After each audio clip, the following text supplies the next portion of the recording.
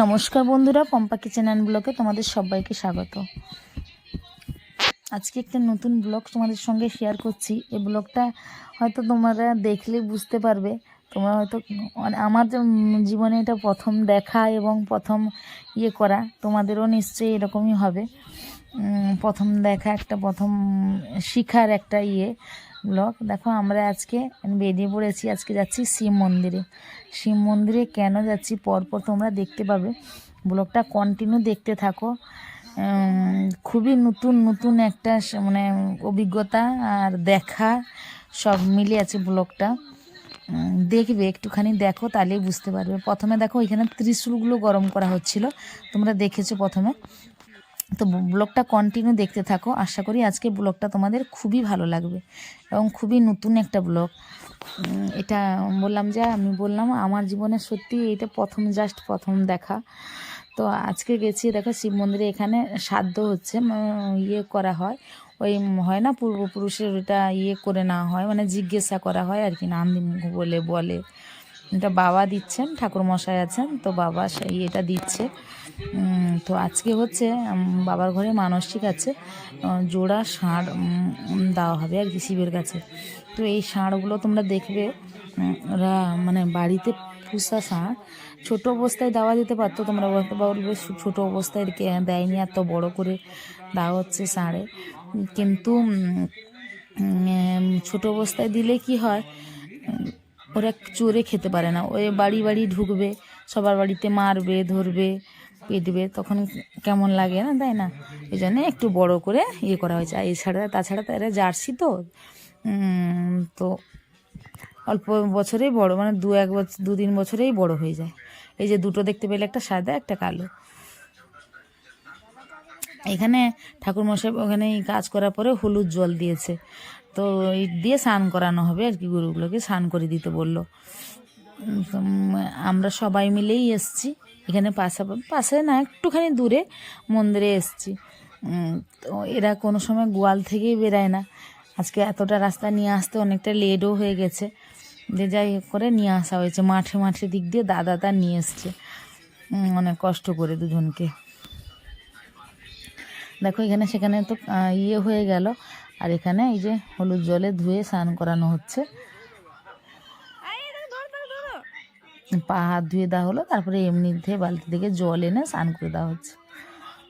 যে মানসিকই ছিল, তো মানসিকই ছাড়া হচ্ছে। আর এখানে দেখো, হলুদ লম্বালম্বি করে হলুদ লাগিয়ে দেওয়া হলো, হলুদ টিকা, ওই জন্য লম্বালম্বি করে লাগিয়ে দেওয়া হলো। তারপরে ঠাকুরমশাই আসবে, ফুলমালা আরও দিবে, সব কিছু। প্লিজ ব্লগটা তোমরা দেখো, করবে তোমরা। শিঙে আর দেখো হলুদ দিয়ে দেওয়া হলো, দিয়ে ফুলমালাটা পরিয়ে দেওয়া হবে। পরানোই হচ্ছে সমস্যা। এই যে বালতিতে আরও নিয়ে আসা হয়েছে, জল দিয়ে স্নান করানো হবে। এখন তারা বুঝতে পেরে গেছে, জানো, যে কিছু একটা তো ব্যাপার আছে, না হলে এত দূর রাস্তা আমাদেরকে নিয়ে এলো, এখানে তাদেরকে স্নান করানো হচ্ছে, পুজো পাঠ হচ্ছে। ওরা বুঝতে পেরেছে। এই যে বাবা এসছে এখানে ঠাকুরমশাই করতে বললো পুজো, সেখানে ঠাকুরমশাই মন্ত্র দিয়ে পুজো করা হচ্ছে, উৎসর্গ করা হচ্ছে আর কি। সেই জন্যে দিয়ে 3বার ঘোরা হলো, সিঁদুর টিঁদুর দিয়ে। যে বাবা প্রণাম করলো, দিয়ে অন্য ঠাকুরের কাছে যাবে। একেও ঘাস একটু দেওয়া হয়েছে, দিয়ে মালাটা পরিয়ে দেওয়া হচ্ছে। আবার এই পাশেরটা কাছে আসা হচ্ছে, একেও আবার সেই একই রকমভাবে পুজো টুজো করে উৎসর্গ করা হবে আর কি।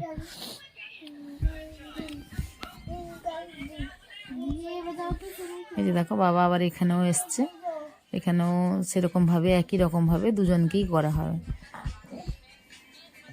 3বার করে চারপাশে ঘুরে তারপরে করা হচ্ছে আর কি।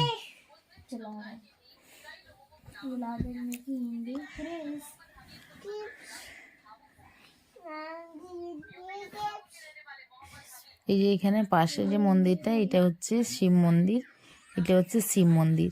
এটা আরও বানানো হচ্ছে উপরে আরও। আর এই পাশেরটা যে দেখলে, ওটা হচ্ছে দুর্গা মন্দির, শীতলা মায়া, রামচণ্ডী। এই এই দেখো এইখানে দেখো গরুকে নিয়ে আসা হয়েছে, বাছুরটাকে।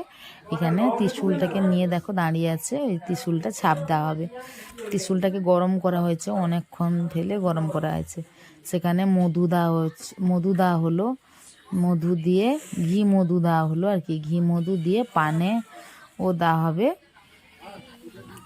যাতে একটু পানের উপর দিয়ে ছ্যাঁকা, মানে ছ্যাঁকা দেওয়া যে হয় না, ওইটা পানের উপর দিয়েই করা হবে। এমনিভাবে তো ডাইরেক্ট লেগে যাবে না, এই জন্য পানের উপর একটু ছাপ পড়বে আর কি। পান এখানে দেখো একটা লোকের গরু ছিল, একে মাটি লাগিয়ে দিয়েছে। এখানে নতুন মাদুর দেওয়া আছে, নতুন ধুতি, নতুন গামছা দিয়ে ওদেরকে গলা বাঁধা হয়েছে।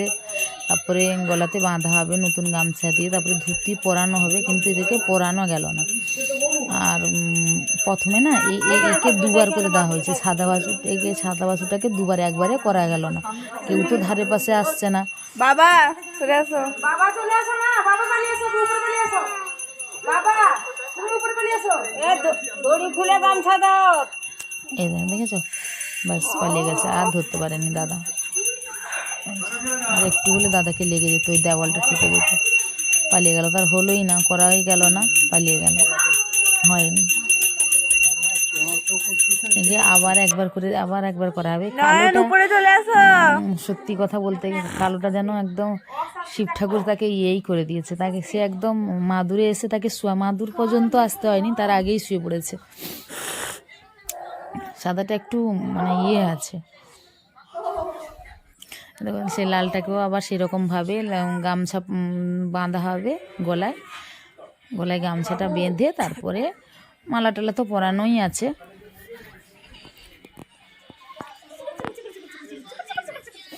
দিয়ে আবারও ছাঁকানো হবে। এ দেখুন লালটাকে নিয়ে আসা হচ্ছে।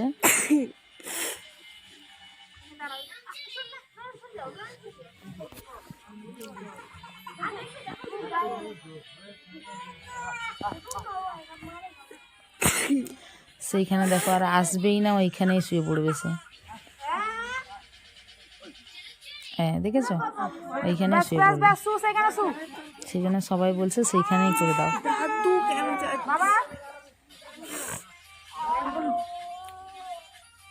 যাচ্ছে যাচ্ছে যাচ্ছে, তাড়াতাড়ি তাড়াতাড়ি তাড়াতাড়ি, সব একটু সিংহের কাছ থেকে সরাবে মুখ। দাদু দাদু সরে আসো, কি তেলে লাগালে ঠিক আছে। ও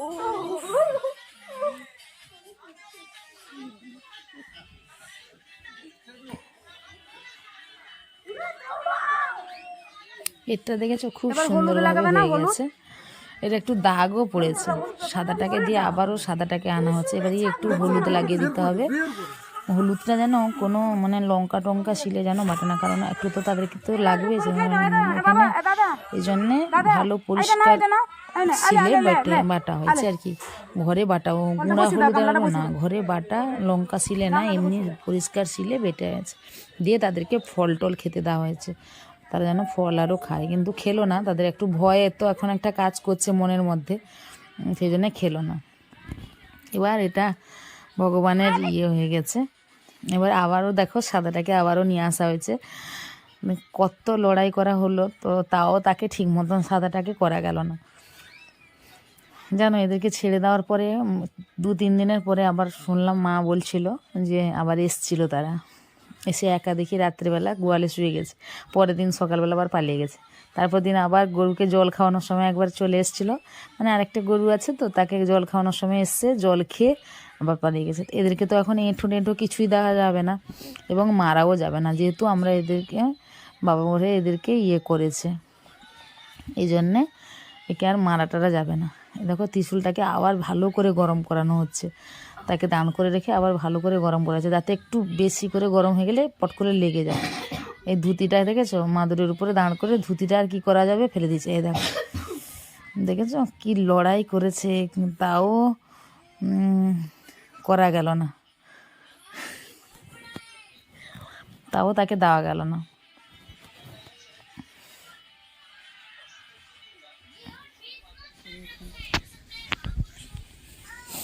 এবারই আমরা অঞ্জলি দিব, ওইদেরকে তো ছাড়া হয়ে গেল। কিন্তু তারা সেখানে প্রচুর ঘাস, তো সেইখানে ঘাস খাচ্ছে। এবার আমরা অঞ্জলি দেবো। অঞ্জলি যেহেতু খাইনি, কিন্তু এখন দুপুরে না অনেকটা টাইম হয়ে গেছে, 12টা 12:30 বেজে গেছে। তো আমরা সবাই মিলে কেউ খাই মানে 2টো 2:30 বেজে গেছে আর কি। 12টা 12:30 দিকে যাওয়া হয়েছিল, কিন্তু 2-3 ঘন্টা লেগে গেছে সেখানে ইয়ে করতে। তো এবারই আমরা তাদেরকে দেখো সেই ইয়েতে করে ফল দেওয়া হচ্ছে, তারা আর খায়নি, তাদের একটা ভয় কাজ করছে না। কালোটা যে দেয় তাকে হলুদ দিয়ে দেওয়া হয়েছে, এই জন্য পেছনে হলুদ দেখা যাচ্ছে।